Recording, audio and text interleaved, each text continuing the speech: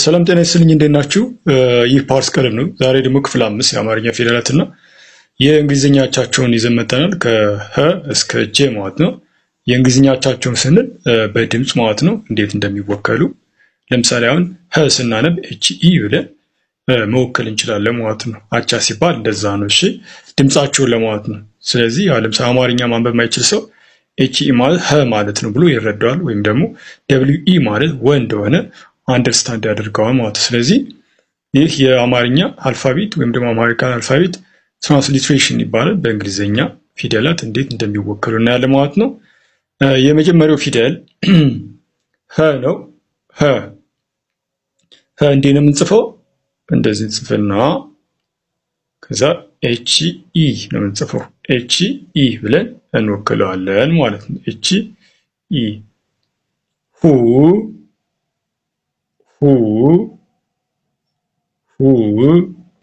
ኤች ዩ ተብሎ ይጠራል ማለት ነው። ሂ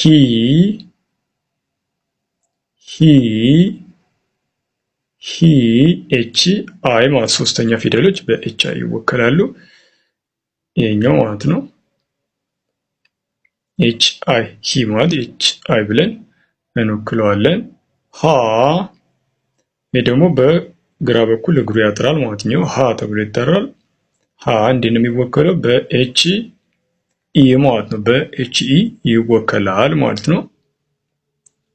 ሄ ማለት ባለቀለበት አምስተኛ ፊደል ነው። ሄ ማለት ባለቀለበት አምስተኛ ፊደል ነው። የሚወከለው በኤች አይ ኢ ብለን እንወክለዋለን ማለት ነው። ህ ስድስተኛ ፊደል ህ እንደዚህ እንጽፈዋለን። እንዴት እንወክለዋለን? በኤች እንወክለዋለን ማለት ነው። በኤች እንወክለዋለን። ሆ መጨረሻው ሆ ነው፣ ሰባተኛ ፊደል። እንደዚህ ከወከልን በኋላ ኤች ኦ ብለን እንወክለዋለን ማለት ነው። በእንግሊዝኛ ኤች ኦ ብለን እንወክለዋለን። ቀጣይ ወ ነው። ወ እንዴት ነው የሚወከለው? ደብሊው ኢ ብለን እንወክለዋለን ማለት ነው። ደብሊው ኢ። ከዛ ሁለተኛው ው ነው።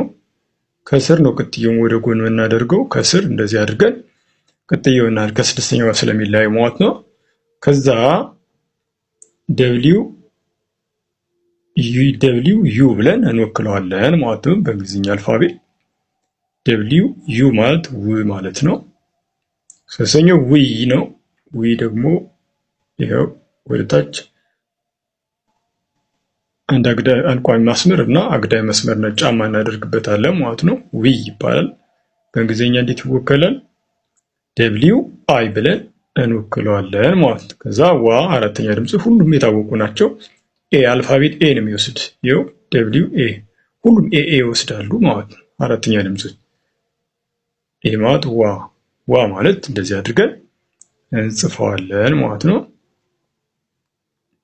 ዌ አምስተኛ ፊደል ባለ ቀለበት ናቸው። ዌ ደብሊው አይ ኢን ይወስዳል። ደብሊው አይ ኢ ማለት ዌ ማለት ነው። ዌ መጨረሻው ስድስተኛ ፊደል ሳድስ ድምጾች ስለሆኑ ብቻቸውን ነው የሚወስዱት። ብቻቸውን አልፋቤቱን ብቻውን ይወስዳሉ ማለት ነው። ደብሊው ብለን እንወክለዋለን ማለት ነው። ደብሊው ይሄ ደብሊው ነው ማለት ነው። በደብሊው እንወክለዋለን ማለት ነው። መጨረሻው ወ ነው። የመጨረሻው ወ ማለት ይሄ ማለት ነው። እንዴት ነው የምንወክለው? በደብሊው ኢ እንወክለዋለን ማለት ነው። ቀጥሎ ዘ ነው። ላደር ወይም ደግሞ የመሰላል ቅርጽ ያለው ዘ ነው። ዜድ ኢ ብለን እንወክለዋለን። ዜድ ኢ። ዙ ከጎኑ ቅጥያ እናደርጋለን።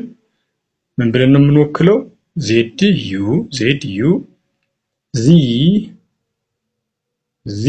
እንደዚህ እንጽፍና እንዴት ነው የምንወክለው? በዜድ አይ ብለን እንወክላለን።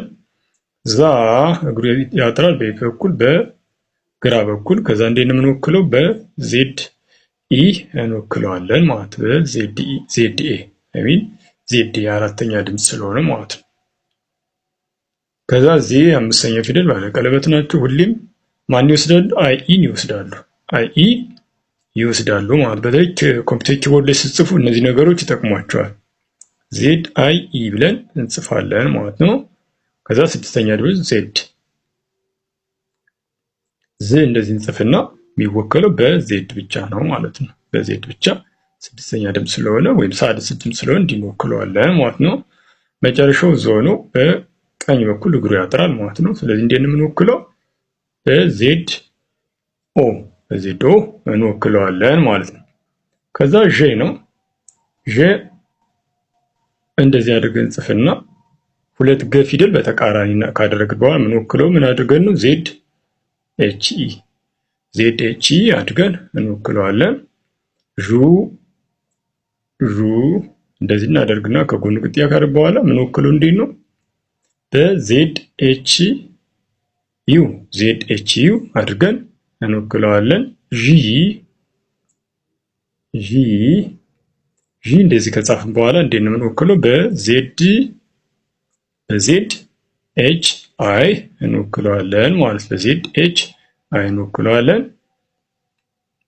ዣ እንዲህ እግሩን ካሳተርን በኋላ በየት በኩል? በግራ በኩል ማለት ነው። ምን አናባቢ ይኖረዋል? ዜድ ኤች ኤ ብለን እንወክለዋለን። አራተኛውን ዜን አምስተኛው ባለቀለበት ሆኖ ምን ብለን የምንወክለው? ዜድ ኤች አይ ኢ ይሄኛው ማለት ዜድ ኤች አይ ኢ ብለን እንወክለዋለን። መጨረሻው ዢ ነው። ስድስተኛ ድምፅ ስለሆነ እንደዚህ ነው የምንወክለው። የምንጽፈው አማርኛ ፊደል እንደዚህ ከጻፍን በኋላ የእንግሊዝኛ ውክልናው ምን ይሆናል ማለት ነው? ዜድ ኤች ይሆናል ማለት ነው። ከዛ ቀጥሎ ደግሞ የምናየው ዦ ነው። ዦ ደግሞ በዚህ በኩል ምን ያጥራል? እግሩ ያጥራል። በዚህ በኩል በቀኝ። ከዛ ምን ብለን እንወክለዋለን? ዜድ ኤች ኦ ብለን እንወክለዋለን። ዜን ደ ነው። ደ ምን ብለን የምንወክለው? ሲምፕል ዲኢ ብለን እንወክለዋለን። ዲኢ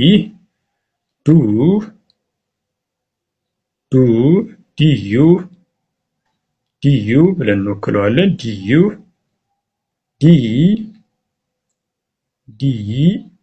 ዲአይ ዳ አራተኛ ድምፅ ዲኤ ዴ ባለቀለበቶች አይ ይወስዳሉ። ድምጻቸው ሎንግ ሳውንድ ስላላቸው ነው። እሺ አይ የሚወስድ ዲ አይ ኢ ብለን እንወክላቸዋለን ማለት ነው። ከዛ ስድስተኛው ዲ ምን ብለን እንወክለዋለን? በዲ ብቻ ሪፕሬዘንት እናደርገዋለን ማለት ነው። መጨረሻው ዶ በየት በኩል እግሩ የሚያጥረው ደግሞ በቀኝ በኩል ሪፕሬዘንት የምናደርገው በዲ ኦ ይሆናል ማለት ነው።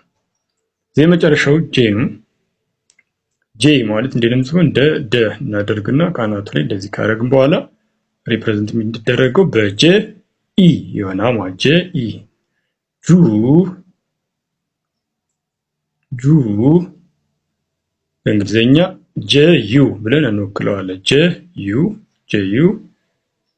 ጂ ጫማ ያላት ጂ ከጻፍን በኋላ አማርኛው እንግሊዝኛው ደግሞ ጄ አይ ብለን እንወክለዋለን። ጃ እግሩ ያጥራል። በየት በኩል? በግራ በኩል። ዜን ጄ ኤ ብለን እንወክለዋለን ማለት ነው በእንግሊዝኛ። ከዛ ጄ ነው። ይሄ ደግሞ አምስተኛ ፊደል ባለቀለም ምን ብለን እንወክለዋለን? ጄ አይ ኢ ብለን እንወክለዋለን። ጂ ስድስተኛ ድምፅ ሪፕሬዘንት የሚደረገው በጂ በዚህ ነው። ዜን ጄ ብቻውን ይወከላል በጄ ብቻ ማለት ነው። መጨረሻው ጆ ነው። በዚህ እግሩ ያጥራል በቀኝ በኩል ጄ ኦ ብለን እንወክለዋለን ማለት ነው። የዛሬ ክፍል 5 የአማርኛ ፊደላትና የእንግሊዝኛ አቻቸው ክፍል 5 ከሀ እስከ ጄ ያሉት ይመስላሉ። በውስጥ መማር የምትፈልጉ ደግሞ በ0925318048 በሳምንት 5 ቀን በየቀኑ 1 ሰዓት ዘወትር ከሰኞ እስከ ዓርብ ጥንቅቅ አድርገን እናስተምራለን። ኢሞ፣ ቴሌግራም፣ ዋትስአፕ ላይ መልእክት አስቀምጡልን። ይህን ቪዲዮ እስከ መጨረሻው ስለተከታተላችሁት እናመሰግናለን። ባባይ